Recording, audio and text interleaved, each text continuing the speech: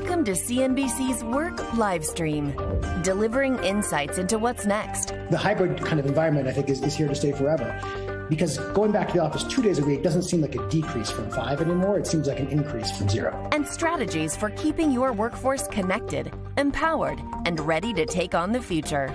CNBC's Work Livestream is sponsored by Cisco. Now, here's Deirdre Bosa.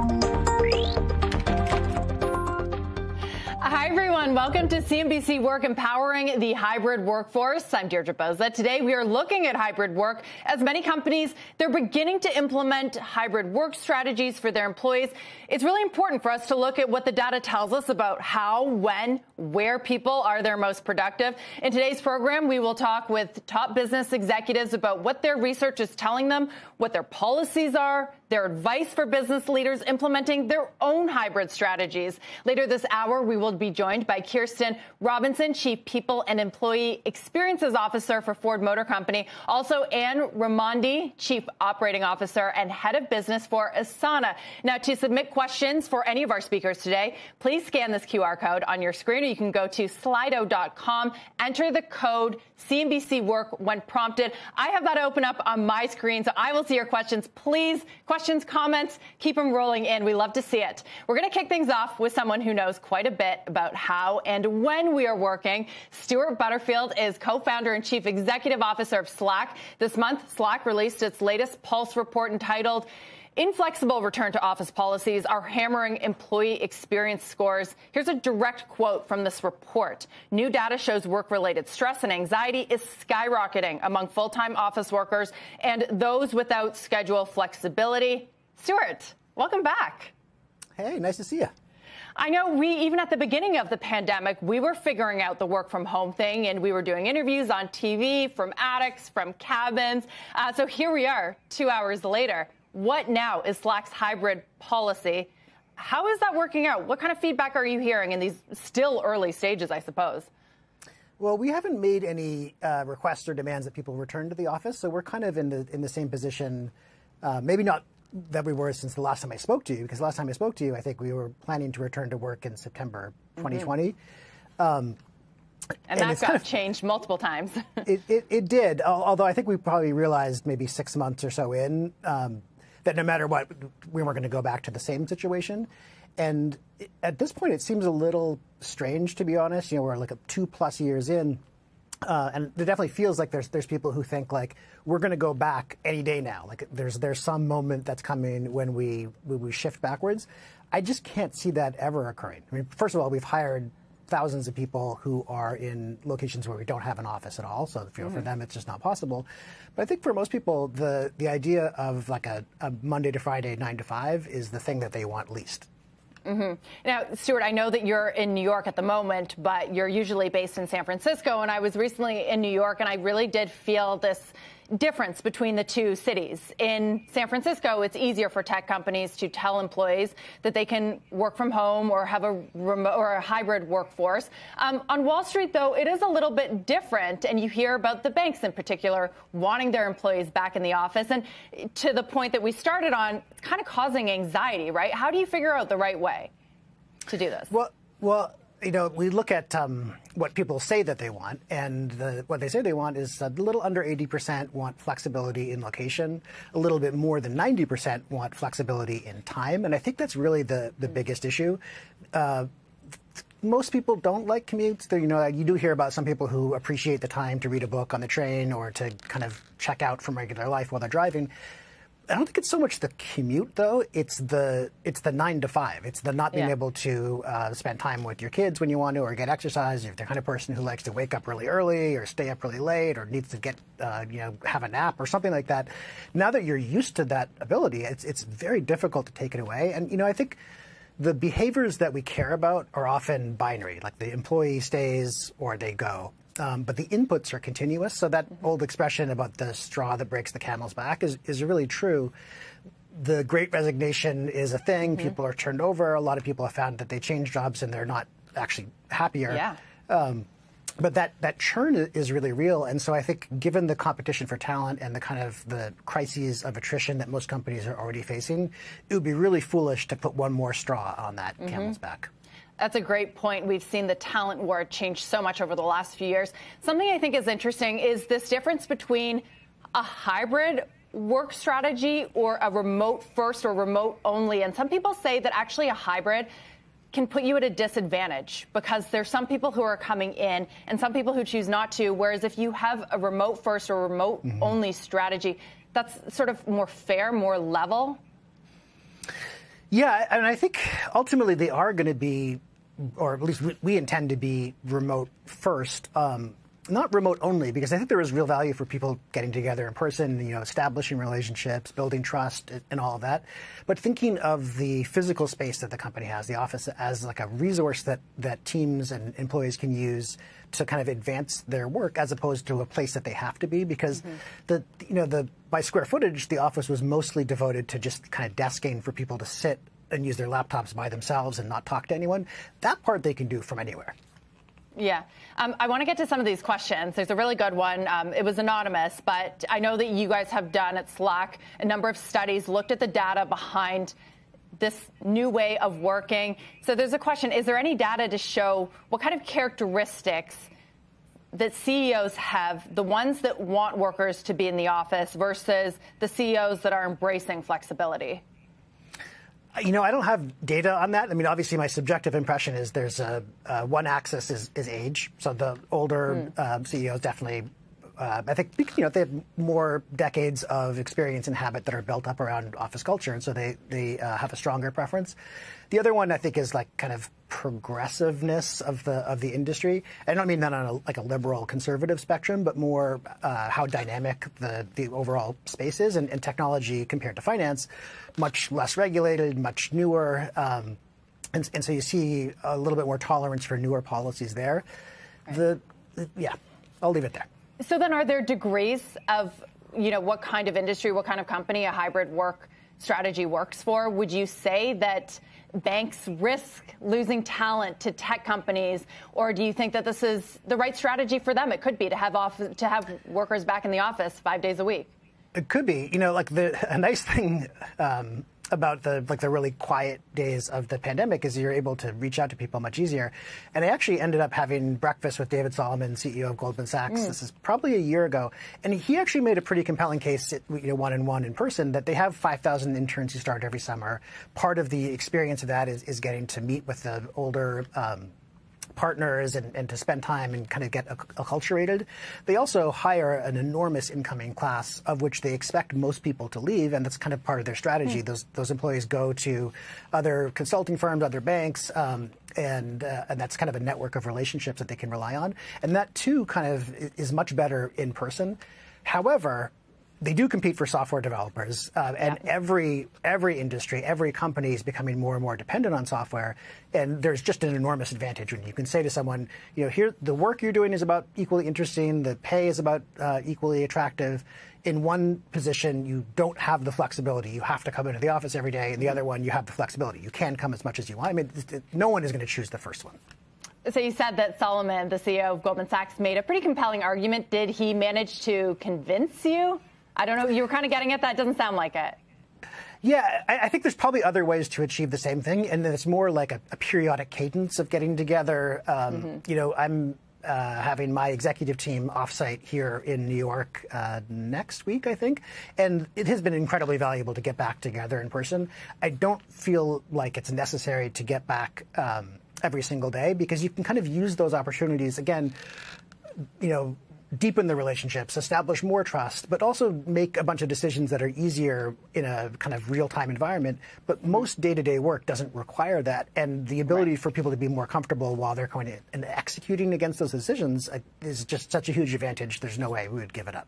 Yeah, you mentioned that your conversation also talked about the huge amount of interns that are coming into the banking space that typically do benefit from that face time. And that relates to another question that we're getting, and that is, are remote hybrid workers at greater risk for career development and advancement compared to those who are or choose to be in the office? And then there's kind of a nuance there as well between what I asked you earlier, hybrid and remote first. Are some people at an advantage versus others? Yeah, I don't. So in practice, I haven't seen many companies be hybrid in the sense that most people talked about. I think there's an extrapolation from the previous experience into the future, but so far that hasn't really materialized. There are people who do come into the office. So in New York, I think there's more employees even in the tech industry where they don't have to. But they're coming to the office because their apartment is small, or because there's not enough room in their house for both their spouse and them to do video calls at the same time. So that's really a question of space. They're not coming in order to collaborate. I think the question is really good, though. Is it going to diminish opportunities if people stay at home? So far, it hasn't, right? Because we're 2+ years into this, and people have been promoted, people have been hired, people have, companies have done reorgs and all of that, and it hasn't really made a difference. I think it'll be difficult for an employer to kind of make that a requirement for career advancement, because it's just the same thing as demanding that people come in 9 to 5, Monday to Friday. If there's an option, they'll take the other option. So, Stuart, do you think that the skill set that employers are looking for from their workers is changing? For example, in a remote work strategy or hybrid, the importance of writing maybe rises to the top, right? Because you're communicating much more on Slack, on email. What's your advice for some of those people that are getting into the workforce right now, or employers even? What should they be looking for? Yeah, I think it's a really interesting question, and the heart of it, certainly from our perspective at Slack, is drawing a bigger distinction than we used to between synchronous work, so like having a meeting or a phone call discussion, and asynchronous. We're both collaborating on this document, but I'm doing it over the course of many hours in the afternoon, and you're looking at it tomorrow morning. That is a really important distinction, and asynchronous work, I think, does rely more on written communication, but Slack and many other companies have been kind of diving in there with features that support the kind of asynchronous work, but with the richness and kind of full emotional texture of video. So we have a feature called Clips, and people do that to, rather than have the daily stand-up meeting at 9 a.m., everyone has to be there 9 to 9:15. It's like I record mine at 8:50, and I watch yours at 10:17, and it's a lot more convenient. You still get the video. On the other hand, trying to replace the kind of spontaneity and serendipity of in-office communication, we launched this feature called Huddles, which is a lot like a phone call. It's audio only, but it doesn't necessarily start or stop, and people can drop in and leave. And that's been the fastest adopted feature in the history of Slack. It's been a huge success. There's millions of people using that every week. So I think there's a big opportunity for us, but also for many other players in the tech space to kind of fill the tool set with a richer set that are more appropriate for the way people are working today. That's so interesting. Huddle sounds kind of like an enterprise clubhouse of sorts. What have you learned from Huddle, and are people actually using it? Is that really replicating that spontaneous interaction that you got in person? I think it is, typically on smaller teams. If you work with like a group of 5 or 8 people, let's say you do online ad buying for your e-commerce company or something like that, and you're just kind of in constant communication all day, people will leave it open. The other use case is because it feels a little bit less heavy than a call, people are more, and maybe it's the name Huddle, people are more willing to step into it. And that makes a real difference, because if all you have is this hammer of 30-minute Zoom calls, then everything looks like a nail. And if you and I need to have a conversation, it's like, okay, well, the next time we can do it is Tuesday at 11:30. And if you schedule a 30-minute meeting, people are going to use 30 minutes. Sometimes it's a 90-second conversation that you want to have now. And the difference is really dramatic in how fast that increases the pace of work. Right. I really love this question that we're getting from another anonymous audience member. To your point, you can have these sort of quick conversations, but when you're on a Zoom meeting, this person asks, can we agree that you should have to turn on your camera if you're on Zoom? Do you need to feel that pressure, Stuart, to turn it on if everyone else has their camera on? The sociology of this is really fascinating, because there's definitely there's a lot of tolerance for people turning the camera off mid-meeting, for just a moment. Maybe their kid came into the room or something, or they're eating and they don't want to watch you chew. We actually this wasn't a policy or a decision, we kind of stumbled into this practice, which I think is really interesting and valuable, where if there's a document or a presentation or something like that to read, everyone turns their camera off, reads it, and then when they're finished, they turn their camera on. So you can just glance at the screen at any point to see how many people are done. And that's so much more effective than the 15 minutes of the top of the meeting where someone's reading slides. I mean, that at a personal level, I just can't stand it. But the use of camera off and on can like signal more than just like, are we going to do this call while looking at each other's faces? Yeah, it's kind of a delicate thing in the hybrid work environment. I do want to talk about this data that you guys have been collecting for some time. I've talked to your chief people officer in the past as well, who's done a lot of great work here. So the latest Slack Future Forum, the latest Pulse survey, what were some of the key findings there?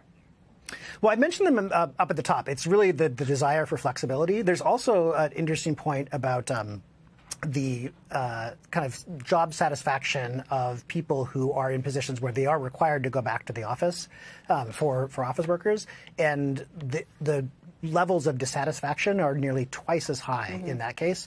But I think the biggest one is the 90+% of people who want flexibility in time. And that's it's so valuable. You know, for me personally, we have a 11-month-old, so it's kind of like half-ish of the pandemic. We had this baby, and there was no like, I got to get the 6-8 train to get home by 7 before the kid goes to sleep. And I wouldn't trade that for anything. I'm with you. I have a 7-month-old, so had the baby at the end of the pandemic, and sort of it is a game changer, right? Especially for parents.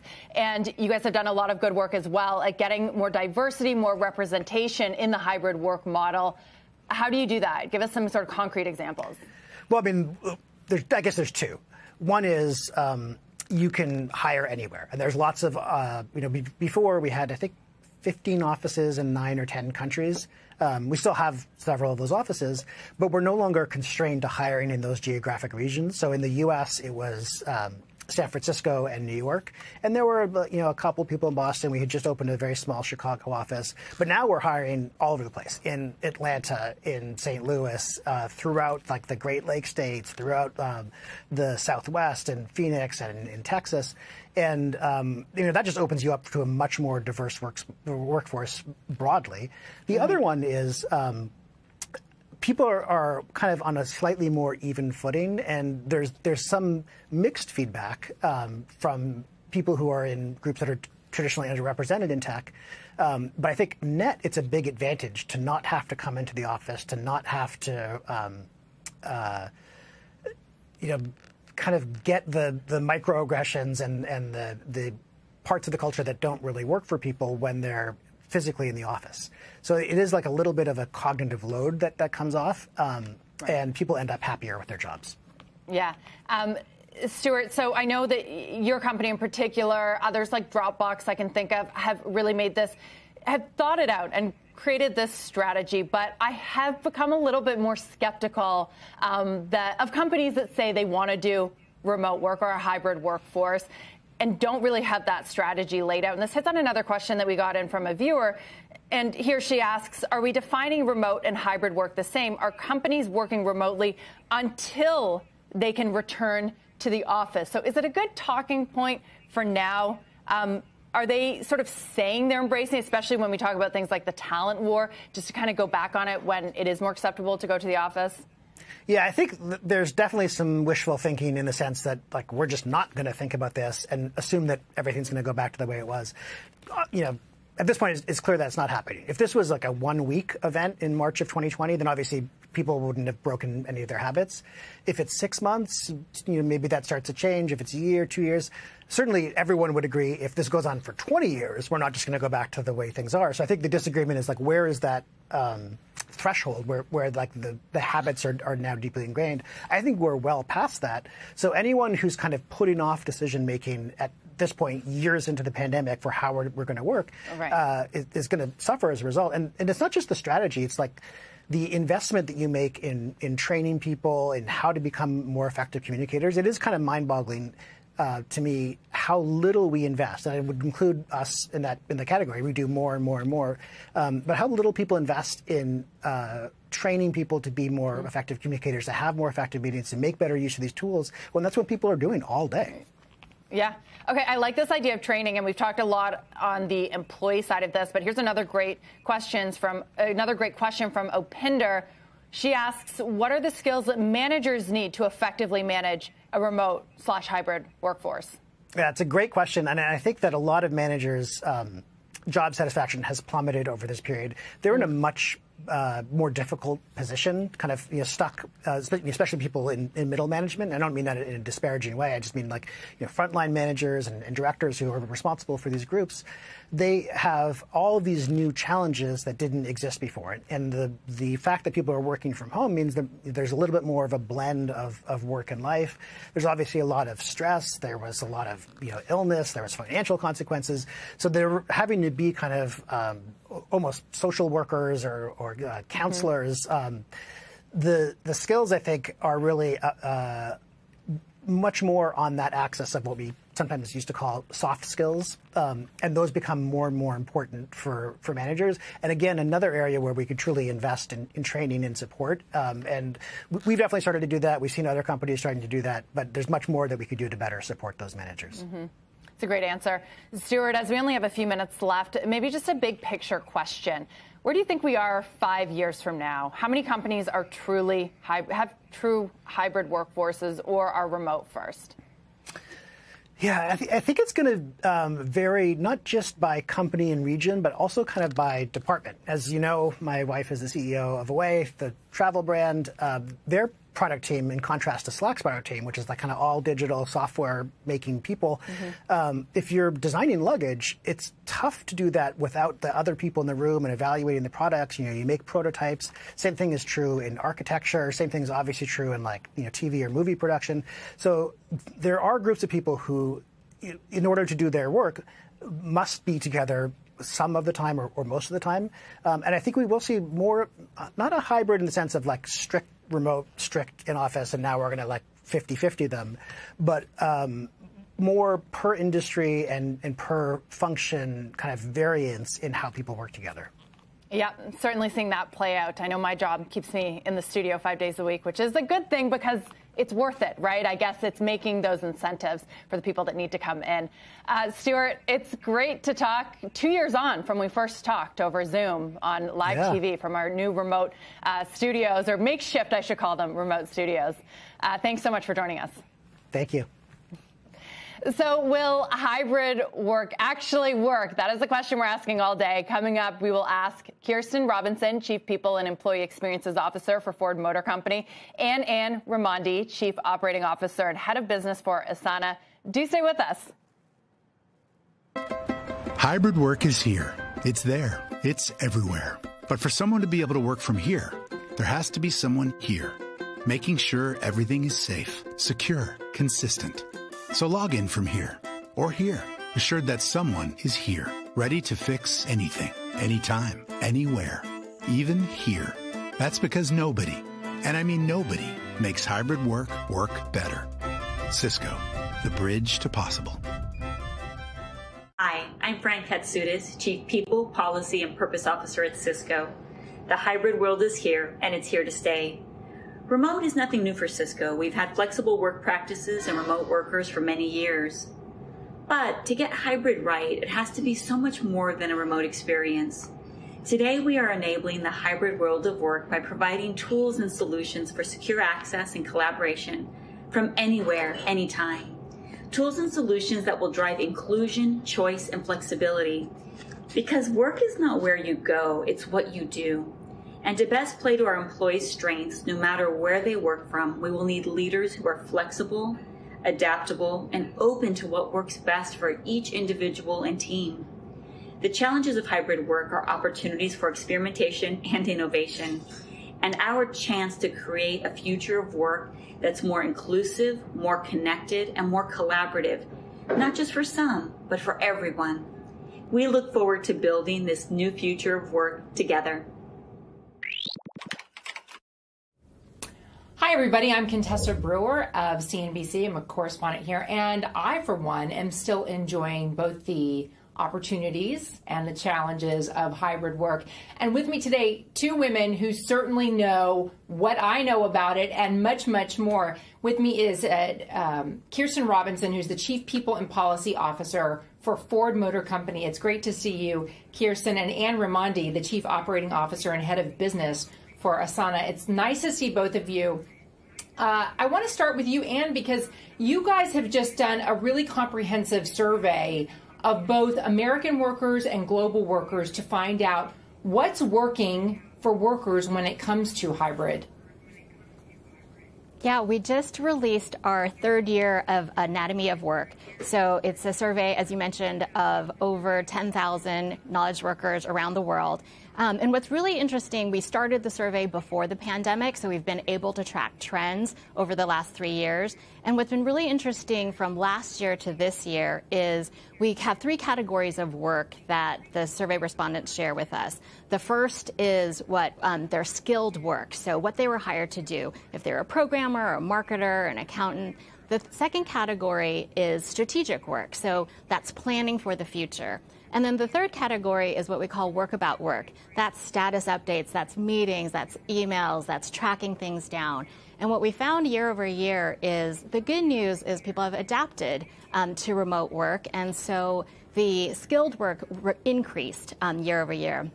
But what was really interesting is that the strategic work actually decreased year over year. And so people are spending less than 10% of their time on strategic work. They're spending about a third of their time, so 33%, around skilled work. But the rest of the time, over half of their time is still work about work. And so that's something that we really are focused on, like how can we help leaders and managers and companies reduce that so that the talent that they're bringing on has much more time for both skilled work and strategic work. It's really remarkable, too, that you're seeing that drop from 15% focus on strategy in 2021. So still in a pandemic, still with a lot of people working from home, down to 9% on spend on strategy this year. Okay, so I want to hear from you, Kirsten, at Ford Motor Company. How closely are you looking at metrics that indicate does hybrid work for Ford? Yeah, thank you. So we're very early in our hybrid work journey. We just launched it on April 4th, so we're not quite a full month in. And we are using metrics. It's really important to us. The way we think about hybrid work is it's an evolution of how we work. And so we're going to learn a lot in the coming weeks and months, and we'll use that data. Particularly employee feedback is really important to us to continue to refine and evolve our model. So we're polling our employees, we're getting sentiment from their experience, what's working, and importantly, what's not working, so we can use that information to further refine and improve what our hybrid work model needs to be going forward. Was there any sense of surprise, Kirsten, on the part of top management about how much or what the appetite was for employees to come back to the office? Yeah, it has been a little surprising. So again, we're very early in the experience, but when we opened our doors on April 4th to our employees to welcome them back into the workplace, those that wanted to come in, the numbers that actually have come back into work have been lower than we expected. But we've got very clear data around traffic patterns, the days that are most popular, and we're using sensors in many of our facilities to even measure what types of space are being used and for what purpose. And so again, we're seeing clear patterns. Predominantly, the employees that are coming into work are coming in to do highly collaborative, team-based, brainstorming and strategic work together. In fact, Anne, in your report here, I see that there are 2 hybrid models that you put out that you say have been successful. One is that top-down model that says, all right, we're going to have this be mandatory in office, say 3 days a week. The other is a bottom-up approach where it's the employees and their teams, their managers, deciding what works for them. Here's Rich chiming in with a question for you. He says, how do you manage the remote workforce, given even that managers within a single company aren't linked on the acceptance or the denial of remote work? It seems like this is really leaving things up to a personal opinion about whether remote work is valuable. Yeah, that's such a great question. And I think, as you mentioned, our survey data showed that employees actually want a mix of both in person and remote. About half and half, actually, was the preference from the survey respondents. That strategic work that Kirsten mentioned that they're seeing happening in office, that's actually what employees are saying they would prefer to do in person: one-on-ones, onboarding, being able to co-create with their colleagues and brainstorm. And then they prefer to be at home for really deep, thoughtful work, uninterrupted. And so roughly they want about 20 hours at home and 20 hours in the office. That's hard to manage. To Rich's question, that's hard to manage if it is done sort of team by team, manager by manager. And so what we are starting to see a trend around is companies designating the days in the office. So let's say that's Monday, Tuesdays, and Thursdays, and then really making sure those other days are free for employees to do really thoughtful work. So in fact, having days like Wednesdays that are no meeting Wednesdays or flexible Fridays, but being really intentional, because if it's left up to managers and employees, while that might be great for supporting individual choice, it becomes so hard to coordinate across teams. And so what some companies that are having a mode of everybody can pick what they want, what's happening is the people who come into the office are finding that they're spending all their time still on video conferencing because their colleagues haven't picked the same days. I think that's really interesting, and also there are companies where you have to have people on the job. I cover casinos for CNBC. One of the CEOs of a big global casino company said, I want everybody back in the office because I don't think it's fair that the dealers and the bellhops and the housekeepers and have to be on the job, and those in back office functions who often get paid more don't have to be on the job. I mean, Kirsten, you're in a company that's much the same, where you have both. How are you managing that? David here is chiming in. How do you manage productive people when they're working remotely, and how do you deal with situations where some positions have to be in the office and others work well from home?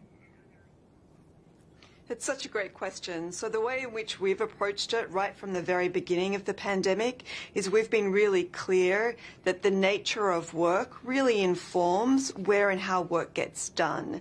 And so we do have work like the example you gave, our manufacturing plants. You can only do that work by coming in to the facility. And so our focus in those locations is to make sure that work environment is as conducive and as inviting as possible. And what are some of the additional tools and amenities that we can provide so we're really caring for those employees?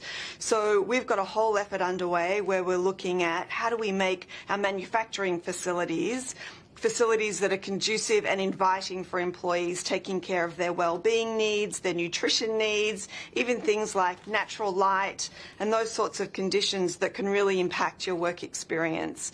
And then similarly, if you're a knowledge worker, the type of work you do really informs where and how you get work done. And so the approach that we've taken is that we are asking departments to meet with their teams, and based on a 90-day period. So for the next 90 days, what's the key work that you need to deliver? And then what's the best way and best location? And what are the norms that you want to establish for your work group to ensure that you're as productive as possible in delivering that work? And that will be measurable for us. So we're measuring sentiment, we're measuring the employee experience over those 90 days, but of course we'll be able to measure the output and whether or not employees feel as though with that agency and with that choice, they're as productive as they need to be. And you were mentioning that the strategic work is really what has been suffering with this hybrid model, or with so many people still working from home, and that it's hard to recreate collaboration and strategy and creativity. What metrics do you base that on? Like, how can you tell that that's the area where work might be feeling the pinch? Yeah, well, the survey results really are the basis of seeing that decline. So the over 10,000 knowledge workers that responded, they reported categories of work to us, and that year-over-year decline was based on them reporting that they're spending a lot less time on future-facing strategic work with their colleagues. So that's the survey data is showing that. And then as we talk to our customers, what we're also seeing is it's energy draining to be on hours of a video conference, right? Whereas people find it can be energy generating when they're collaborating in person to strategize, to go deeply on topics, to have space for disagreement, to come together for solutions and really have forward-thinking solutions.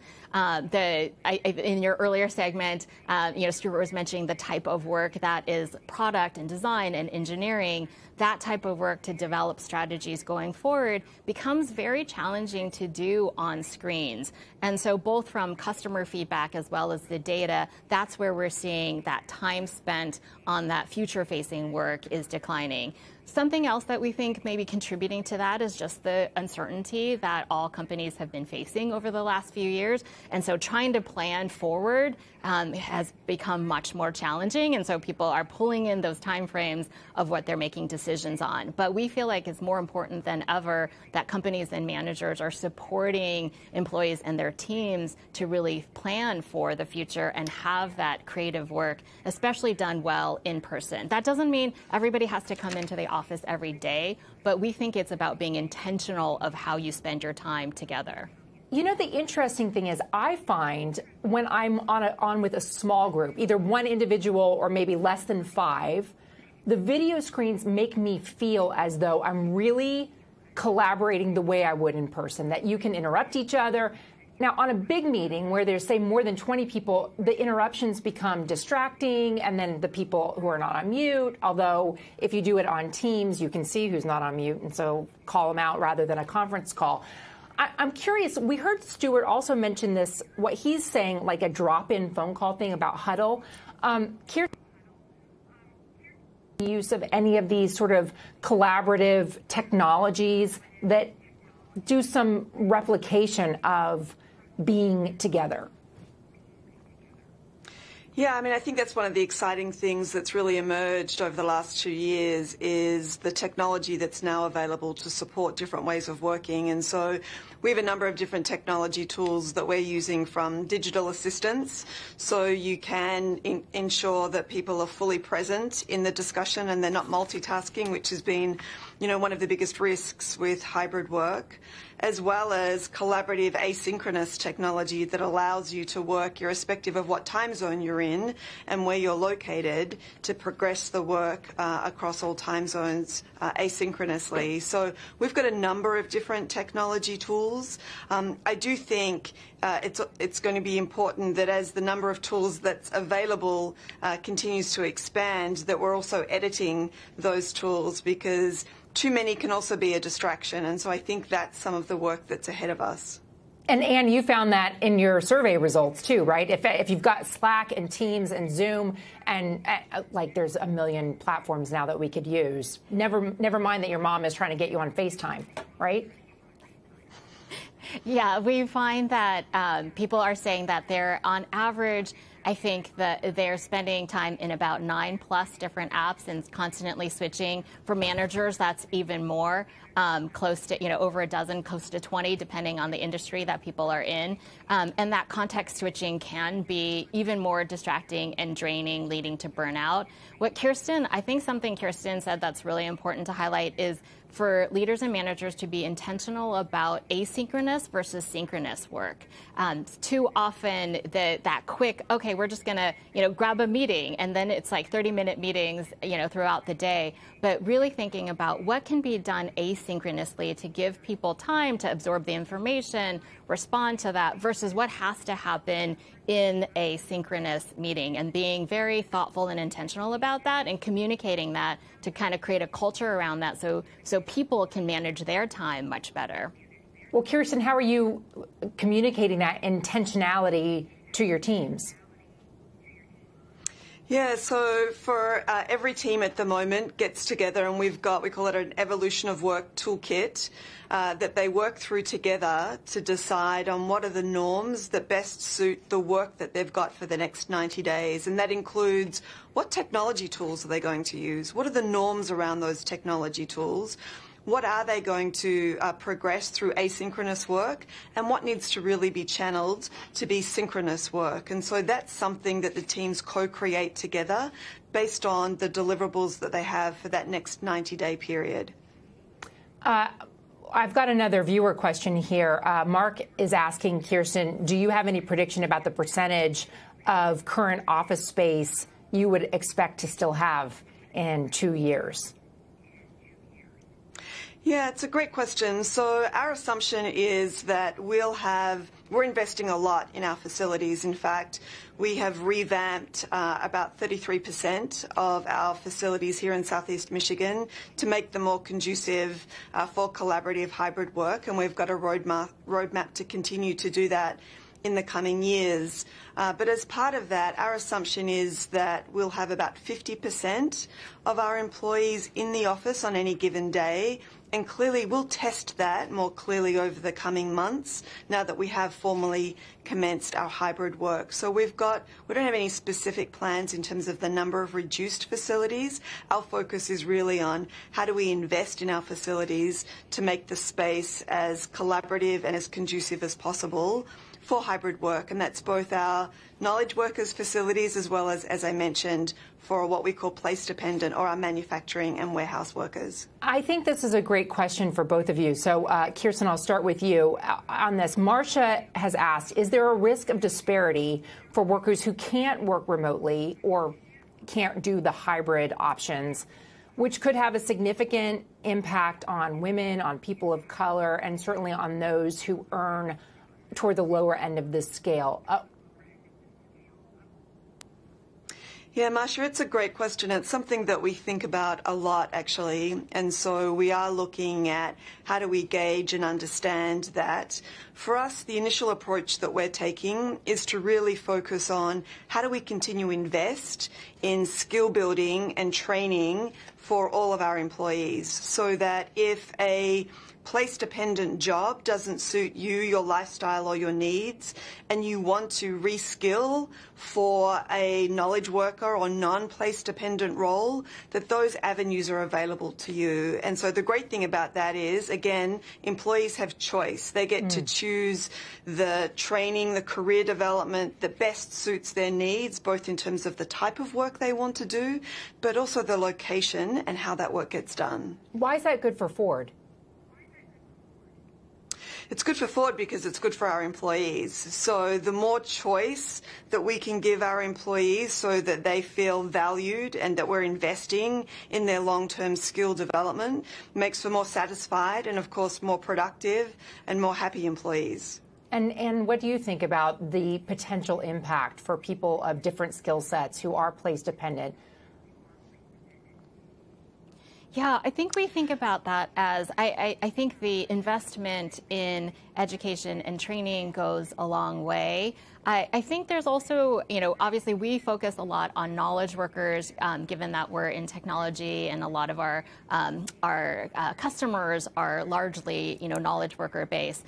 But what we are seeing is that, hybrid and in-office or location-based and flexibility do not have to be mutually exclusive.